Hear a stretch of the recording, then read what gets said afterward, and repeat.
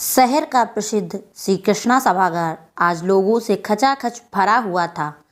अवसर था lady of the year पुरस्कार देने का।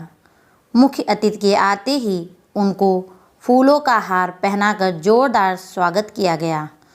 उद्घोषक महोदय ने मंच पर आकर जैसे ही पुरस्कार विजेता श्री मालिनी शर्मा का नाम पुकारा तो सारा हाल तालियों की गड़गड़ाहट से गूंज उठा। दर्शक दीर्घा से निकलकर गुलाबी रंग की कलफदार साड़ी पहने अपने सफ़ेद बालों को करीनी से पीछे करके मैचिंग के रबड़ बैंड से पॉनी टेल किए और काले रंग का पर्स बगल में दबाए एक आकर्षक महिला श्रीमती मालिनी शर्मा जब तक मंच पर पहुंची नहीं तब तक लोगों की तालियां बजती रहीं। अतिथि महोदया ने मालिनी जी को ट्रॉफी देकर बधाई दी और उनसे 2 शब्द कहने की गुजारिश की। मालिनी जी माइक हाथ में लेकर बोली, इस ट्रॉफी और सफलता की हकदार अकेली मैं ही नहीं बल्कि मेरी पूरी टीम है, जिन्होंने अन्नपूर्णा को घर घर तक पहुंचाने में मेरा पूरा सहयोग किया। फिर उन्होंने श्री मुरलीधर, श्रीमती उमा मुरलीधर, श्री दिवाकर और श्रीमती सुनैना के नाम पुकार कर उन्हें मंच पर आमंत्रित किया। अन्नपूर्णा यानी अनाज की देवी मालिनी जी ने इस नाम को सार्थक कर दिया।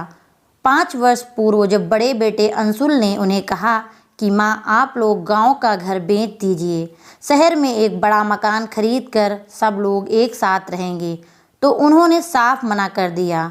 पति नवीन चंद्र जी कस्बे के अध्यापक थे। पेंशन के पैसों से दोनों का जीवन मज़े से गुजर रहा था। फिर छोटे बेटे प्रणय और बेटी नीता ने बहुत आग्रह किया और नवीन चंद्र जी भी बोले कि एक ही शहर में तीनों बच्चे रह रहे हैं और हम दोनों यहाँ अकेले, उनसे मिलने उतनी दूर जाना भी तो कष्टकारी है। कल को कुछ हो गया तो अंतिम समय में बच्चों का मुख भी देखना नसीब नहीं होगा। नाहक जिद किए बैठी हो, चलो चलकर बच्चों के साथ रहते हैं। पति का बहुत आदर करती थी, सो उनकी इच्छा वे टाल ना सकी और घर का मोह त्याग कर उसे बेच दिया और दोनों प्राणी यहाँ चले आए। बेटों ने 4 कमरों का बड़ा सा फ्लैट खरीदा था, जिसमें एक कमरा उनको दिया गया। कस्बे के खुले घर में रहने वाले दोनों प्राणी यहाँ बंधन लगता, लेकिन फिर बच्चों के मोह में अपने को समझा लेते। धीरे धीरे दोनों शहरी जीवन शैली को अपनाने लगे और सोसाइटी के पार्क में सुबह शाम की सैर के लिए जाने लगे। वहाँ उन्हें अपनी उम्र के कई लोगों से परिचय हुआ, जो आपस में एक दूसरे को अपनी बात कहते सुनते थे।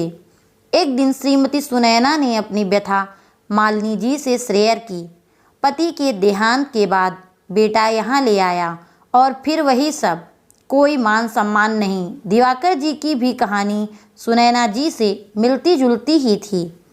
तब मालिनी जी को बड़ा अजीब लगता कि कैसे कोई बेटा या बेटी अपने माता पिता को अपमानित कर देते हैं।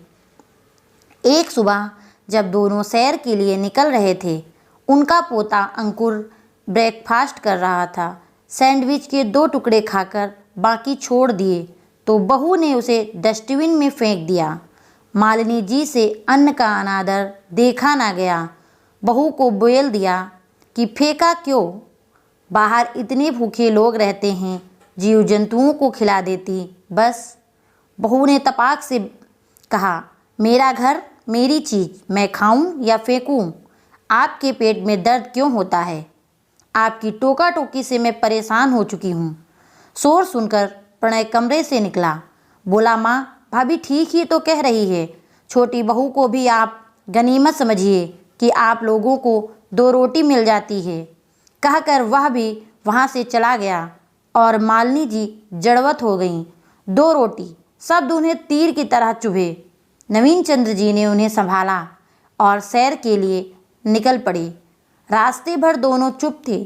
शाम की चाय बड़ी बहू ने यह कहकर नहीं दी कि दूध खत्म हो गया। रात को बेटी ने भी फ़ोन करके पिता से कहा कि माँ को समझाइए कि दूसरों की लाइफ में दखलंदाजी ना करें। उन्हें तो भाभी का एहसान।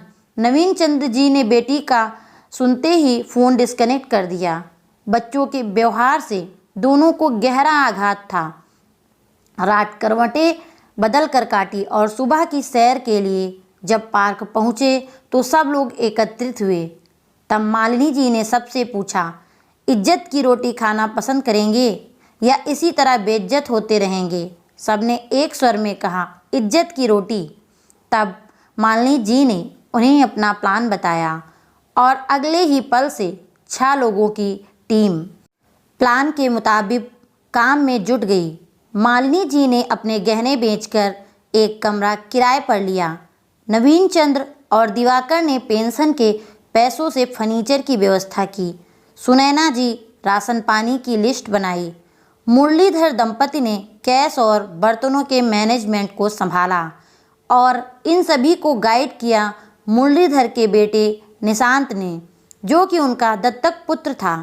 एक सप्ताह के अंदर ही अन्नपूर्णा सबका पेट भरने लगा। अन्नपूर्णा उन सभी को पेट भर खाना खिलाता था जो कचरे से बीन कर खाते थे अथवा भूखे पेट सो जाते थे। उनका पेट भरने के बाद जब वे लोग अपने मुंह में निवाला डालते तो उन्हें बहुत सुकून मिलता था। सैर के बहाने निकली टीम सुबह सुबह ही अन्नपूर्णा के दरवाजे खोल देती, सबकी क्षुधा को तृप्त करती और शाम की सैर करके वापस अपने घर आ जाती। मुरलीधर के बेटे बहू तो उनके सहभागी थे, लेकिन बाकी के नहीं। एक दिन उनकी औलादे आदम की सब ने एक स्वर में कहा कि इस तरह हमारी इज्जत उछालते हुए आप लोगों को शर्म नहीं आती। और तब नवीन चंद्र जी बोले, एक कप चाय के लिए अपने माँ बाप को तरसाने में तुम्हारी कौन सी इज्जत बढ़ जाती है? आज हम लोग अपनी मेहनत से इज्जत की रोटी खा रहे हैं और दूसरों को भी खिला रहे हैं ताकि उनका भी सम्मान के साथ पेट भरा रहे। इससे तुम्हारी इज्जत घटती है तो घट जाए। धीरे धीरे उनकी प्रसिद्धि बढ़ने लगी और अन्नपूर्णा सबकी पहली पसंद बन गई। लोग खाकर संतुष्ट होते और अपनी इच्छा से कैश बॉक्स में अपना सहयोग कर जाते। एक दिन निशांत ने कहा कि सेवा के साथ साथ थोड़ी कमाई भी हो जाए तो कैसा रहेगा। तब उसने एक फूड डिलीवरी कंपनी से संपर्क किया, सबके फ़ोन पर ऐप डाउनलोड कर दिया और इस तरह से उन्हें शहर के कोने कोने से खाने की ऑर्डर मिलने लगे। स्टार रेटिंग देखकर सबके चेहरे खिल उठते थे। फिर आ गई महामारी। कोरोना ने अन्नपूर्णा के दरवाजे पर ताला लगा दिया। फिर से मालिनी जी को घर में बैठे देखकर उनकी बहुओं का तो कलेजा ठंडा हो गया, लेकिन उनके बिना कितने लोग भूखे हैं यह सोचकर मालिनी जी की बेचैनी बढ़ गई। उनसे खाना निगलते नहीं बन रहा था। तब उन्होंने निर्णय लिया कि वे अन्नपूर्णा में ही रहेंगी। ना जाने कब कौन भूखा भगवान का रूप धारण कर आ जाए। इस तरह उनकी टीम ने अन्नपूर्णा को अपना बसेरा भी बना लिया। एक तरफ ऐप से ऑर्डर पार्सल होने लगे तो दूसरी तरफ सुनैना जी और उमा मुरलीधर फूड पैकेट भी तैयार कर देते तो निशांत दिवाकर जी मजदूरों की बस्ती में जाकर बांट आते। सब अच्छा चल रहा था। फिर कोरोना की दूसरी लहर आ गई तो जाते वक्त नवीन चंद्र जी को अपने साथ हमेशा के लिए ले गई। पति का बिछोह मालिनी जी के लिए असहनीय था, फिर भी उन्होंने अपने आप को संभाला और अन्नपूर्णा को समर्पित साक्षात अन्नपूर्णा बन गई, जिसने भूखे को भोजन कराना ही अपना लक्ष्य बना लिया था। आज उनके इसी सेवा भाव को पुरस्कृत किया गया। मालिनी जी जब अपनी टीम के साथ लेडी ऑफ द ईयर की ट्रॉफी लेकर अन्नपूर्णा पहुंची तो अंशुल, प्रणय, साथ सुनैना जी और दिवाकर जी की औलादे भी उनके स्वागत में वहां खड़े थे। तभी मालिनी जी का पोता और सुनैना जी की पोती अपनी दादी की उंगली पकड़कर बोले, दादी घर चलो ना। सुनकर दोनों एक दूसरे को देखकर मुस्कुराईं और अन्नपूर्णा की तरफ इशारा करते हुए बोली, बच्चों यही तो मेरा घर है जहाँ मैं अपने परिवार संग इज्जत की रोटी खाती हूँ। बुजुर्गों को अपना सिर्फ थोड़ा स्नेह और सम्मान की अपेक्षा होती है। ना मिलने पर वे स्वयं इज्जत कमाना सीख जाते हैं, क्योंकि अपमानित होकर दूसरों के टुकड़ों पर आश्रित रहने से बेहतर है मेहनत करके इज्जत की रोटी खाना। कहानी के पात्र हम सभी के लिए एक प्रेरणा का स्रोत हैं। दोस्तों, ये थी आज की कहानी।